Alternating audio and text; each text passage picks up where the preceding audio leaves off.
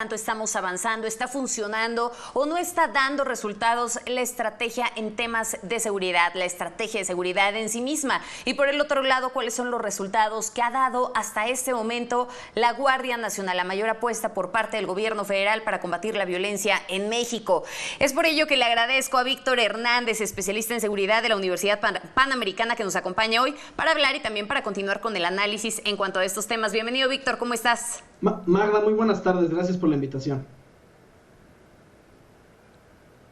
Gusto en saludarte, Víctor. A ver, vamos comenzando por partes. Hablábamos hace un momento con la maestra María de Haas acerca de esta estrategia de seguridad. Una estrategia que al inicio del sexenio, y lo nombraba también con ella, ¿no? Habíamos comenzado con esta estrategia de abrazos, no balazos, que mostraba una perspectiva distinta al momento de atender otras problemáticas u otras aristas que podrían dar origen a la violencia a través de los programas sociales, de la promoción de empleos, según mencionaba el propio presidente. Posteriormente surge esta situación, conformar la Guardia Nacional. Te lo pregunto ahora, Víctor, ¿qué resultados ha dado hasta este momento la Guardia Nacional como parte de esta estrategia en el combate al crimen y a la violencia en nuestro país? Magda, hay que decirlo con todas sus letras, la Guardia Nacional ha fracasado rotundamente y a nadie le sorprende porque ya lo anticipábamos desde su creación. Más del 80% de los integrantes de la Guardia Nacional son militares y marinos sin conocimientos de derecho penal, criminalística, preservación de la cadena de custodia, y te lo cuento yo que fui soldado. Si ustedes revisan todos los planes de formación del personal militar, desde el soldado raso hasta los generales, es decir, estoy hablando de los cursos básicos, del heroico colegio militar, del colegio de defensa, no hay ningún curso que esté diseñado para enseñarle a los militares a hacer esta labor propiamente policial, y eso es lo que hace que muchas veces se caigan las carpetas de investigación. Para entender por qué la Guardia Nacional fracasó y por qué seguirá fracasando, hay que hacer una breve historia de la guerra contra el narcotráfico. El programa de política de drogas del CIDE ha publicado desde hace tiempo una serie de artículos en los que se demuestra que hay una relación causal entre el despliegue de militares en un municipio y el incremento de los homicidios en esa localidad. Esto no significa que sean los militares directamente quienes abaten una cantidad tan inmensa de delincuentes que se nos dispara la estadística. Lo que quiere decir es que cuando hay una detención de alto impacto, el abatimiento de un líder criminal, lo que hay es un reacomodo del mundo criminal en esa localidad. Hay una pugna por quién es el nuevo liderazgo, o puede ser que se fragmente ese grupo que controlaba la plaza en pequeñas bandas, y lo único que tiene que hacer ese mundo criminal es esperar 1 o 2 años, porque el ejército rota constantemente, es parte del diseño de las Fuerzas Armadas, que un soldado o que un oficial no puede quedarse demasiado tiempo en una localidad porque si no se podría volver un cacique. Esta es una lección de la Revolución Mexicana. Entonces lo único que tiene que hacer el mundo criminal es esperarse 1 o 2 años a que el ejército vaya y puedan regresar a hacer sus fechorías. Esa es la razón, Magda, por la que muchísimos colectivos y académicos pedimos ya no dar más presupuesto a militares, a policías federales, a gendarmerías, sino a las policías locales, porque ellas son las que viven en la comunidad, las que conocen el terreno, las que tienen esa inteligencia y ese vínculo con la comunidad y que no van a estar rotando otros estados como frecuentemente lo hacen los militares. La prueba más contundente del fracaso de la militarización de la seguridad pública es que la tasa de homicidio está subiendo sistemáticamente desde el sexenio de Felipe Calderón. Víctor, déjame, te detengo en este punto.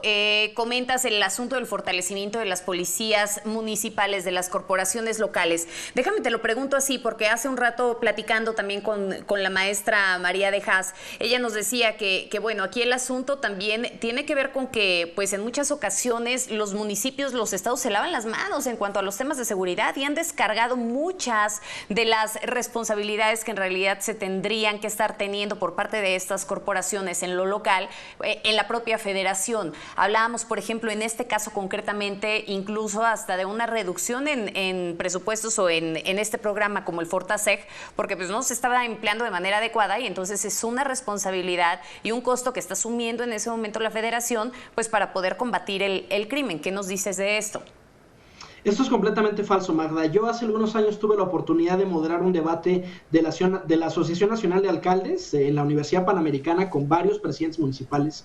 Y la tragedia que ellos dicen es que muchas veces piden el recurso para las policías municipales, no les llega suficiente dinero o a veces les llega tardísimo, al punto en que tienen que endeudarse para poder estar pagando nómina, para poder estar pagando la capacitación, y esto a la larga genera muchísimos más problemas. Esto es completamente falso. Hay un deseo y una intención de los presidentes municipales de recibir apoyo, y en su lugar, ¿qué es lo que ha hecho la Cuarta Transformación? La desaparición de Fortaseg. No era el único financiamiento a policías municipales, también existe a Fortamun, que en términos de tamaño es mucho más grande, pero sí había municipios para quienes la desaparición de Fortaseg pues les va a representar una disminución de su capacidad operativa muy importante, y esta es la receta para el desastre, Magda. Tenemos también que considerar todas las personas que se han quedado sin empleo por la pandemia, y esto, sumado a que ya no tienen presupuesto los policías municipales, es la receta para que tengamos un 2021 con altísimos índices delictivos. Oye, Víctor, ¿pero no crees que también es cierto que en muchas ocasiones ese Fortaseg pues no era empleado de manera adecuada, no era empleado y no estaba focalizado realmente en atender el objetivo principal, que era el fortalecimiento de esas policías municipales?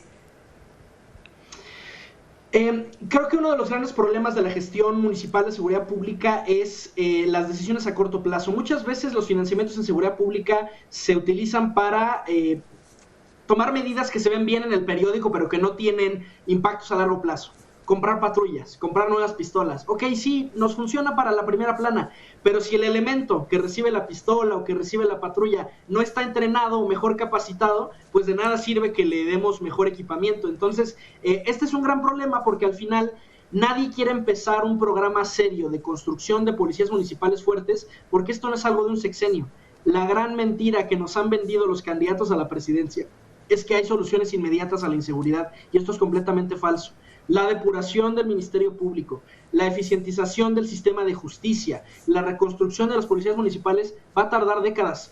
Y pues claro, ningún presidente municipal o ningún presidente de la República quiere arrancar un programa que ya no va a cosechar él, porque no se puede reelegir, que lo va a cosechar un presidente en 20 años. Ese es el gran problema y la gran tragedia de la política de seguridad en México, que tenemos solamente políticas de gobierno, pero no tenemos políticas de Estado, políticas transeccionales de visión de largo plazo. Bien, nos dices aquí políticas de gobierno más no políticas de Estado. Déjame retomar otra de las preguntas que hablábamos hace un momento con la maestra María de Haas. ¿Qué le está haciendo falta entonces a la Guardia Nacional? Porque se hablaba de que pues aún falta un largo camino por recorrer para que verdaderamente esa institución pueda estar plenamente conformada. Magda, la Guardia Nacional es un fracaso y es una estafa, por muchas razones. Lo primero que mencionábamos al inicio del programa, que es el incremento sistemático de los homicidios. Desde 2016 y hasta la fecha, todos los años de forma consecutiva hemos roto el récord de más homicidios de la historia moderna de México. Y es altamente probable que 2021 también lo rompa, hay que esperar el conteo final del INEGI. Es también un fracaso, por ejemplo, en materia de secuestro. Hubo un incremento del 23% durante el primer año del presidente López Obrador en materia de secuestro. De acuerdo con la encuesta nacional de victimización del INEGI, en el último año de gobierno del presidente Peña se cometieron 81,000 secuestros. En el primero de López Obrador se cometen 106,800 secuestros, es decir, un incremento del 23%. Y además, si lo vemos a detalle, el presunto crecimiento de la Guardia Nacional ha sido una estafa. Y tan lo saben los propios militares que ya se están preparando para su desaparición. Ojo, los predios que se donan supuestamente para construir cuarteles de la Guardia Nacional no se donan a la Secretaría de Seguridad Ciudadana, se donan a la Secretaría de la Defensa. Los nuevos reclutas no los recluta la Secretaría de Seguridad Ciudadana, sino la Secretaría de la Defensa. No ha transferido Sedena, el Ejército o la Marina, personal a la Secretaría de Seguridad, sino que nada más les otorga un oficio de comisión temporal. Es decir, los propios generales y almirantes saben que esto es una iniciativa que no va a prosperar más allá y que ha sido una simulación, porque la 4T no sabe aritmética. Tú recordarás, en los primeros meses de la gestión del secretario Durazo se presumía, tenemos 30,000, tenemos 40,000 nuevos elementos, y uno decía, wow, de pronto hubo una ola de patriotismo y mucha gente se dio de alta en la Guardia Nacional, pero esto era falso, solo estaban tomando soldados de una bolsita y lo estaban transfiriendo a otra. Y además nos mintieron, porque supuestamente la Guardia Nacional se iba a integrar solo por personal de policía militar y de policía naval. Yo invito a la gente que nos escucha en casa, si algún día en la calle se encuentran a alguien de Guardia Nacional, pídanle que se quite la bandita un momento. Aquí trae algo que se llama sector, que identifica a qué unidad pertenece, y van a ver que no es gente de policía militar, son infantes, son caballerías, son zapadores, gente que no tiene entrenamiento policial. Pero bueno, a ver, déjame ir para poder concluir, déjame irme a otra pregunta más, Víctor, porque pues de pronto también hay que voltear a ver y una de las instituciones que sigue teniendo mayor confianza por parte de la ciudadanía es el ejército. ¿No hay razón también en parte de esto? Popularidad no es sinónimo de eficiencia, y si hay un gran ejemplo es la Cuarta Transformación. El hecho de que el presidente López Obrador tenga altos índices de aprobación no significa que su gestión económica o de la pandemia sea eficiente. Yo creo que este viejo argumento, que es el caballito de batalla de los que defienden la militarización de la seguridad pública, está a punto de desaparecer después del caso Cienfuegos. El caso Cienfuegos ha minado tremendamente la credibilidad de las Fuerzas Armadas. Yo creo que es algo que se verá en las próximas encuestas de opinión. Los propios militares están muy decepcionados, y la verdad es que en el fondo acaba siendo una tragedia para el propio general Cienfuegos. En lugar de que esta exoneración le ayudara, muy por el contrario, fija dudas permanentes y que nunca podremos responder respecto de su reputación y de su prestigio. Yo sí quiero ser muy contundente, Magda, con mi evaluación de la Guardia Nacional. Si tú me dieras a escoger entre meterle un peso más a la Guardia Nacional y quemar billetes, o usar billetes para hacer origami, preferiría la segunda opción, porque si al menos vamos a controlar la inflación. La Guardia Nacional ha sido la estafa maestra de la Cuarta Transformación. Fue una estafa al Congreso, al Congreso Federal y a los congresos locales, y una estafa a todos los mexicanos, porque es un simulacro de policía que no es otra cosa que un ejército que no está preparado para hacer labores de policía.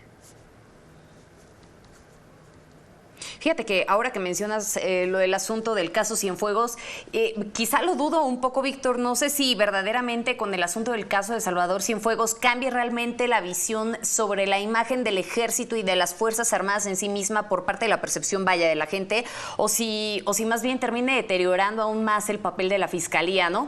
Creo que sería un buen punto para que pudiéramos platicar en otro momento. Querido Víctor, como siempre ha sido un gusto poder platicar contigo. Muchísimas gracias, Magda. Un saludo a todo nuestro auditorio.